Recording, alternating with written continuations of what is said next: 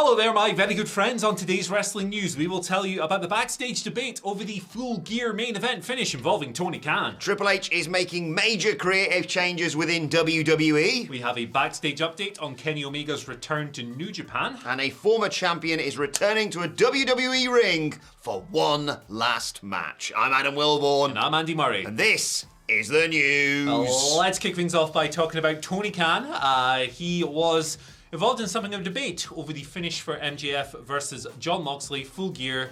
You know what happened. This rascal here, William Regal turning on Moxley, sliding the brass knuckles to MJF, facilitating the world title win. MJF, heel world champion, but he's still going to get cheered because everyone loves his stuff. Yep.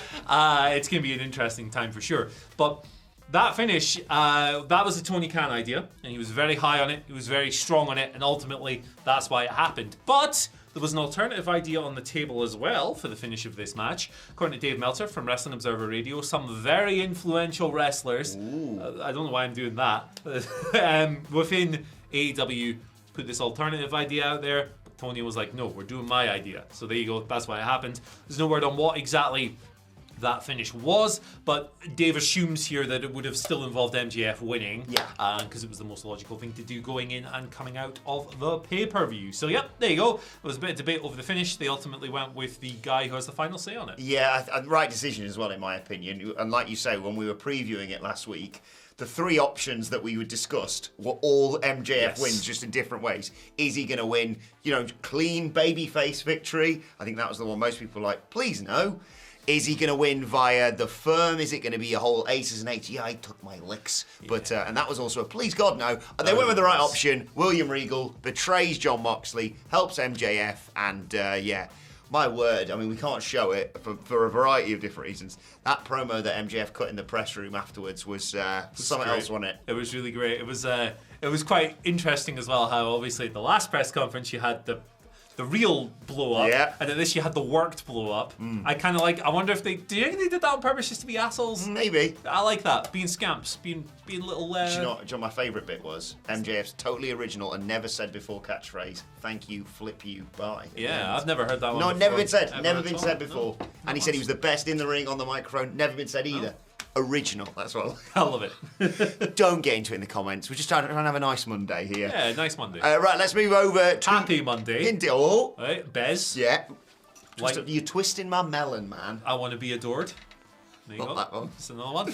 Let's talk about WWE Creative, because Triple H has finally, Andy, addressed a long-standing issue that, well, we've all had, and probably people who work in WWE have had even more than we've had, regarding planning.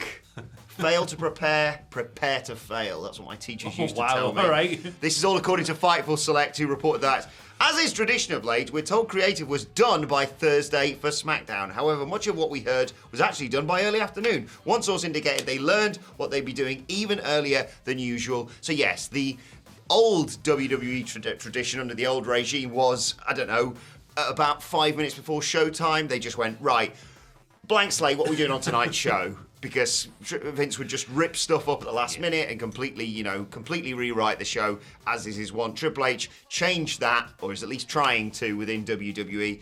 And planning. I can't believe that this is a story, and yet I'm really glad that it is. Yeah, it's weird, isn't it? Giving people ample times to prepare to do their job. Yeah. Is news in pro wrestling, and it legitimately is, because it wasn't that way under Vince McMahon for the longest time. Yeah, I really got bored by the end, long before the end of Vince McMahon's tenure, of coming on and doing stories about how, he ripped up plans while it was just going on the air and stuff. It's just, that sounds like a hellish environment to be in. It sounds awful. And given that a lot of what would make it to TV after he'd ripped up and come with new plans would be guff anyway. It's a lot better. It's just another positive change. That's why it's on the video today. It's another positive thing to highlight about this regime change since Triple H and Stephanie and Nick Khan took over in July on various levels on the executive ladder. It turns out that writing stuff in advance is a good thing. It's so funny. We've been sat here for years campaigning for long-term storytelling within WWE, and they could barely tell the story of what's going to happen in about 3 hours. Yeah, exactly. It's wild. It's wild. And they used to take the piss out of WCW for it as well. Yeah. And then they just went, actually, let's just do that. wrestling ate itself, I guess. I don't know what I'm on about. Right, you want to talk about Kenneth Omega? Oh, yeah. So, yeah, not only is he back in AEW, obviously the Elite wrestled Death Triangle at Full Gear. They lost, but a very well-received match for the World Trios title. Now they're doing a best-of-7 series, which means you're getting at least one mad match every week. It's fine by me. He's also returning to New Japan. Oh. This was announced during the New Japan Stardom Historic Crossover show on Sunday. I've not watched that yet, but I've heard great things. He was the...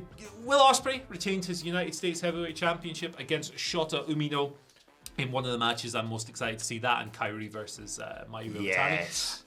Kenny Omega's on the screen doing a promo, speaks in Japanese. He's fighting He's Will on a Ospreay. throne as well. Yeah, he's the Game of Thrones. I don't know, Rob Stark or something. I don't remember.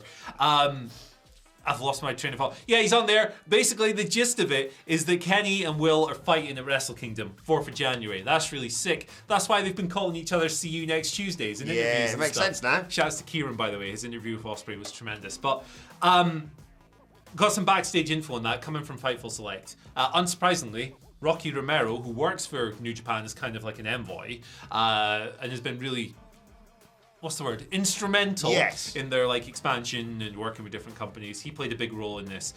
Talks over trying to get this match put together actually started back in summer, and they were not impacted by Kenny's suspension from AEW. You know the whole drill with that. But it wasn't until the past couple of weeks, the past 2 to 3 weeks, that this was finalised and put together. But now it is, and here we are. Kenny's going back to New Japan. It'll be his first time there in 4 years. His last time there was January 2019 when he lost the IWGP World Heavyweight Championship to Hiroshi Tanahashi ahead of leaving New Japan and forming AEW. So it's big, it's really big, and it'll be awesome. I'm not happy, Andy. Right? Because it's not fair, is it? Right? Everyone's going to start the year, right, okay, fresh start, go on, 2023, what are we going to do? Right, do you know what? If I'm a pro wrestler, you know what? I'm going to go and try my best to have the best match of the year. Oh, it's already happened. We're 4 days into January and it's already happened. There we go. Where are you going with that? Yeah, it's going to be amazing. Of course it is. Gonna be fun, the story they've told already has had people going, come on. And now we're finally going to get it. Great news. And yeah, great to see Omega back in New Japan. I love the manipulation of the media. Well, not necessarily manipulation, but doing interviews where they're shooting on each other. There was the story about, do you remember when Kenny Omega did one of those backstage meetings and he spoke to people and said, I wouldn't hire you or whatever, 90%. I can't remember the exact quote. Yeah. But then a story came out after that said he was talking about Will Ospreay and looking at him while he was sitting there. I love stuff like that coming out. So hey, this rules. I'm into it. And oh my goodness, is that match going to be a lot of fun. Yeah, really can't wait for that. Right, let's conclude by talking about one last match for one Jamie Noble. Remember him? He used to get chucked around by Brock Lesnar and yeah, it was amazing to watch. He made an announcement on his Instagram over the weekend. I'm just going to read it out. He wrote, "It's official, on December the 11th at the Charleston Civic Center in Charleston, West Virginia. I will compete for possibly my last time in wrestling under the greatest company of all time, WWE. It's been roughly 11 years since I was forced out of the ring. Now I'm going to have one more opportunity in front of my people, my state, my family. I promise you I'll walk out a winner. Or I'll go out on my shield, giving the best performance I can give. All the support I can get will be so greatly appreciated to show that I can still give. Thank you all. God bless you and God bless West Virginia." Last match that we saw him in was June 2015 handicap match, J&J Security against Seth Rollins. It will be the first time he's put his boots on in 7.5 years. One last match for him. Lovely stuff, this. Yeah, good for Jamie. This, I like hearing about stuff like this. His career, his full-time career was obviously cut short. Guy's only 45 years old, which is wow, crazy, considering he's one of those dudes who came over when WCW got bought, and he had the Cruiserweight title run, he had the weird stuff with Nydia. I saw immediately what I thought of, Nydia is the first name that pops into my head. 100%. And then later in his career, he becomes a producer in retirement and all of that, and J&J, everyone loves J&J Security. They were tremendous goofs. Yeah. Great kind of goon, heel, sidekick, stooge dudes to beat up and all of that. Yeah, they were a lot of fun, so I'm happy for him getting this match, getting this opportunity to do it. Good, fun, yeah. Hopefully some footage comes out there, because I like seeing just real emotional things, like Eddie Kingston and Jun Akiyama having their emotional moment that on was the weekend. Nice. When the veil breaks and everyone's just oh my god, I'm so happy. I love that stuff. So he should drive to the ring in that car, or what's left of that car that you got given before Brock Lesnar tore it to pieces. Yeah, I wonder if that's still doing the rounds. Yeah. It's probably in that prop cupboard with the SmackDown fist. And the other car that Braun Strowman smashed up just so they could sell a toy for a bit. Yeah, that was the thing, wasn't it? Choo-choo. But yeah, best luck to Jamie. You know, always nice to see wrestlers having one final showcase, especially in front of their hometown. You know, what was it you said? Family and state and all that. Yeah, good stuff. And it's good as well when their career didn't end on their terms necessarily. Yeah. If you have this chance, I think that's awesome. Yeah, if you're in West Virginia, go along and support him. Yeah. All right, let's move on to your Twitter questions at WhatCulture WWE. Of course, you want to get in touch with us. First question today comes from Aaron, or as I often call him, Iron17 on Twitter, who writes, with so many homegrown and AEW originals getting huge shines this past Saturday, was Full Gear a major course correction for AEW Creative? Course correction is not the term I would use. I don't think AEW Creative has, like, that to me suggests that AEW Creative was garbage or bad heading into this show. While I certainly think that there are a few nuts and bolts that could be tightened and some bits and pieces that I'm not so much into, I don't think that Creative was ever to that stage. Although it is obviously subjective. If you think it sucks, you think it sucks. If you think it's great, you think it's great. It's fine. We don't have to argue about it. We can just have a nice, polite disagreement. But yeah, no.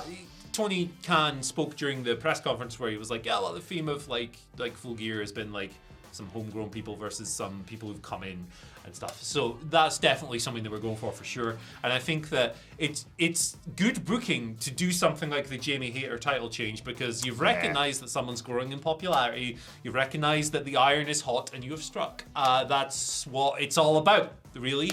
All the best laid long-term plans in the world sometimes should be veered from a little bit when stuff like this happens. So yeah, it was good to see some of the choices made on that show. Yeah, I'm going to take a bit of a victory lap on the All Out review. All Out? That's not the show. No. Full Gear review podcast a little bit later on today. WhatCulture Wrestling, wherever you get your podcast from, if you want to go and listen to that. Because chatting with Sidge about it, and this may surprise you, but Sidge was being a bit grumpy, right? Sidge wasn't, was a bit like, it's just not feeling it recently with AEW. And I was like, mate, the night is darkest just before the dawn. I promise you, coming out of this, because you could just see it. You were like, right, okay, finish off the stuff with Jungle Boy, give him a definitive victory, let him do some mad bloody spots as he did. The Elite are coming back. You're going to get finally a good world champion in AEW. Jamie Hayter as well. Sarray, all that good stuff. I don't think it is, like you say, I don't think it's a course correction. It was just, I think they were a little bit muddled following All Out, kind of understandably. Yes. But now it feels like, okay, ducks are in a row, and they've got a good course ahead into 2023. Yeah. They've walked away from their dumbest hour, that being Brawl Out, of course. And now, hopefully, the run to winter is coming. Will be fun. Yeah.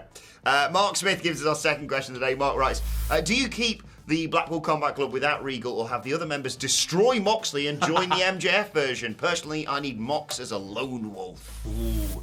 Yeah, I mean, Moxley's kind of been a bit detached from them for a while anyway, hasn't he? Like, he's rarely on screen with these dudes who are supposedly his stable and stuff. And, like, I'm not saying that's good or bad, it's just how it's been.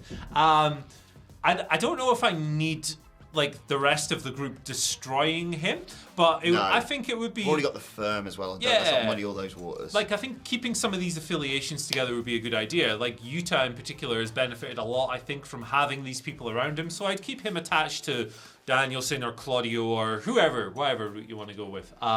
For me, Moxley, direction, holiday, brother. Yes. 3 or 4 months. Go fishing with Robert. What's that chap's name? Robert Anthony? Is it? I can't remember. His dude, the indie guy. Yeah. Go fishing, like drink milkshakes with Renee. Hang out, like raise your kids, have some fun. He needs a holiday, that man. Yeah, he deserves it. He's been waiting long enough for this. I did like the footage of Blackpool Combat Club waking him up basically in the ring, him going, "What the bloody hell just happened?" Oh bloody heck!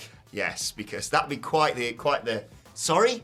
All right, he used brass knucks, but he used Regal's brass knucks. So I think they are going to stay affiliated, if maybe less so of we're a big gang now. So I think they're going to still be, like we saw on the pay-per-view, actually, them like training, warming each other up backstage, etc., but maybe less so of and please no more JAS stuff. I'm just. You done with it? Done with that feud now. Yeah. But I've got a hat that I like. I'm JK. That's what he says. I do I've like- got a hat that I like. It's quite funny, actually. Final question today comes from John Harrison, who says, "Good Monday, boys. Can we say Full Gear was the official end of the CM Punk chant until the Rumble? Have a great day." Question mark. It was quite definitive, wasn't it? As soon as the Elite hit the ring with that cool entrance from Kansas, that was a good time. FCM Punk just completely taking over the arena. So I don't think you're going to have any CM Punk chants disrupting shows. It's going to be very interesting when they go to Chicago. Oh boy. And you know AEW likes to go to Chicago.